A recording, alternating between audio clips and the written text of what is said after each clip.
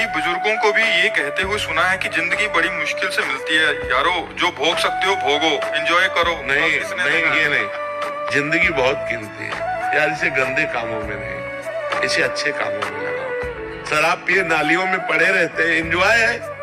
मृत्यु सबका भय है और मृत्यु मेरा आनंद है। अनंत ब्रह्मांडों का स्वामी श्री कृष्ण है, वो हमारा दोस्त है, हमारा यार है। जब हमारा शरीर छूटेगा वो उसके पास जाएंगे, उसके साथ खेलेंगे, हंसेंगे, खाएंगे, कूदेंगे। और मरना है नहीं, वहाँ डायबिटीज नहीं होनी, high blood pressure, low blood pressure नहीं होला, वहाँ किडनी नहीं फेल है, वहाँ सब आनंद है। यार एंजॉय करना है तो भगवान को भजन करो। कहाँ एंजॉय है? या कोई एंजॉय है? आप बताओ हमें, कहाँ एंजॉय है, क्या एंजॉय है?